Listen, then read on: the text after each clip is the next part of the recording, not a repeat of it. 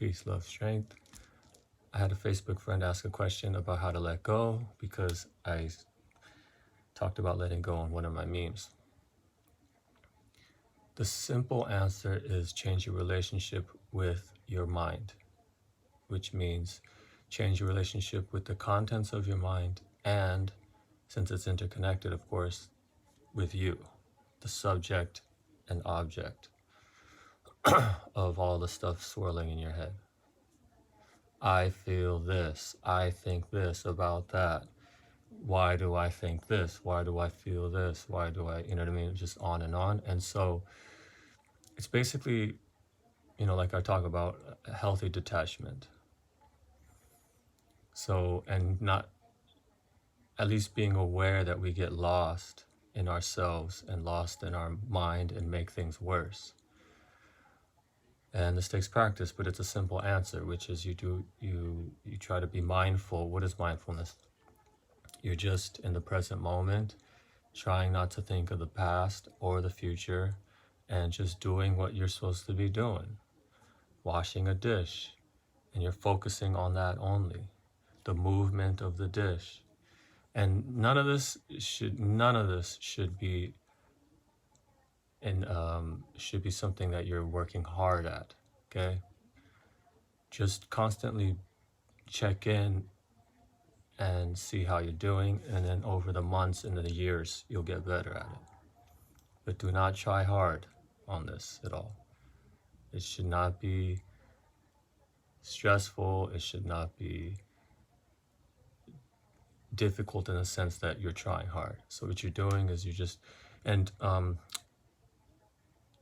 doing really, really well when you get it wrong. Mindfulness and meditation is maybe the opposite of other things, at least in the way we think, which is you're focusing on something. Like when you're meditating, you're focusing on your belly moving up and down, let's say. And then when you catch yourself not doing it, that's amazing, because then you were mindful of the fact that you left, that you got off of the object. You caught yourself doing it wrong, and that's a really good sign. And that's all it is. That's all the practices. So then you apply that to everyday life. Not wanting to think of the past, think of the future, think negative thoughts, you know what I mean? And it's not about not having a negative thought or having a negative feeling. It's not getting lost and caught up in it. So everything's the same. You think the same negative thoughts, you feel the negative feelings, but you're just not attached, as attached to it. And you don't push it away, which would be aversion. Attachment is holding on to something, say, dwelling on something, whether it's something you like or focusing on something you don't like. But another way to put it for the don't like is pushing away something you don't like. So everything is just objective, ideally. Okay, that's the practice. And then when you catch yourself not doing it, that's really good. And then you say, first of all, I notice, as an example, I notice some negative, I notice anger, for instance. But the fact that you notice the anger, that means you're detached, because you're observing the anger as opposed to being lost in the anger. And then you say, there's anger. There's nothing wrong with anger. It's just, because in fact, when you try to not be angry, that's just it's called repression, and that just makes it worse in the long run anyway. So you let things be. Like the anger comes, I notice anger. And then you just don't do anything. Just let it be. And then naturally, it'll just go away. It'll go away faster when you don't react, when you don't try to change it. So that's the key here. You don't try to change anything. You completely accept everything as it is, and you don't judge it as bad or good. It just is what it is. And in fact, okay, look, let's say this anger comes. I notice anger. I wish I wasn't angry. Guess what? Then it makes it worse, and then it's going to linger. Or, I love anger because, we honestly get an addiction to anger because it's an adrenaline rush, right? So you might, without knowing it, you're into it. I like the anger. Obviously, that's going to attach to you too. But if you just don't bite, debate, and just say, whatever, it is what it is, I don't care, and then it just moves on. They say you react to thoughts and feelings and your experience with thoughts and feelings. You react to it kind of like I said, two kids having an argument. Let's say two little kids, you're watching two little kids having an argument, but it's not a big deal. They're just being silly little kids.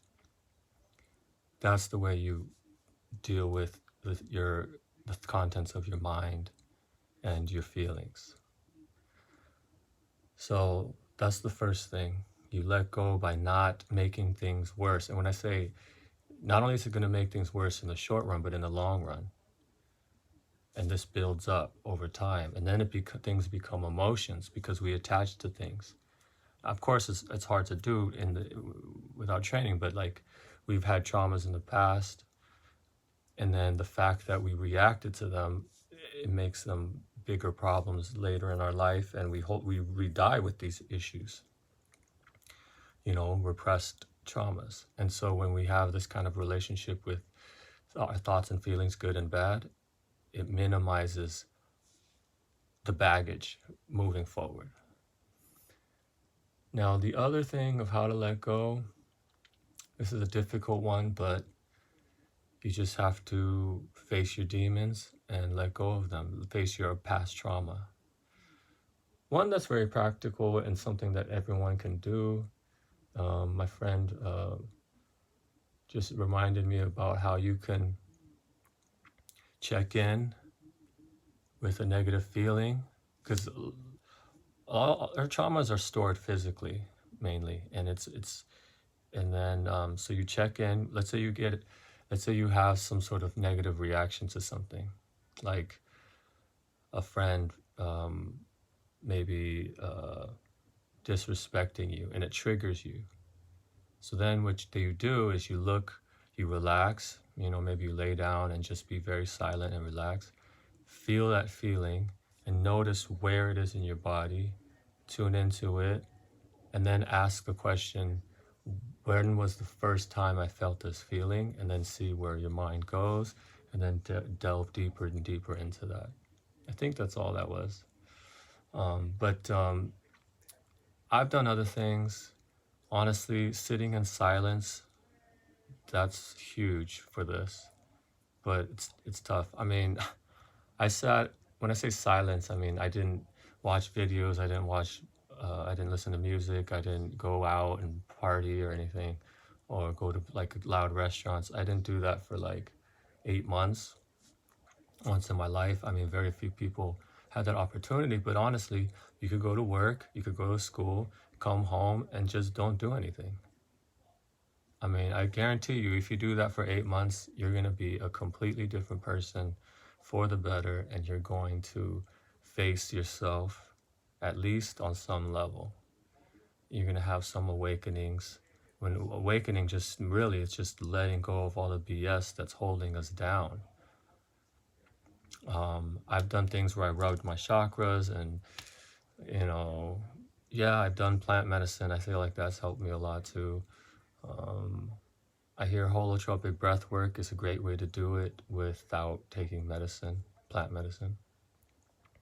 But it's the same thing. Holotropic breath work, you're doing this breathing for like 8 hours. So you need long periods of time to face the contents of your mind. There's too much noise in our mind, and as soon as we're bored, which really means we're feeling uncomfortable facing the contents of our mind, we're running away, and then we're watching videos, or everything, doing all kinds of things, countless amounts of things to distract us and to not feel what we feel and not see what we think. We don't even know what we're thinking and feeling really, because it's all repressed, and we just cover it over with noise, white noise, etc. So I think that's about it. Peace.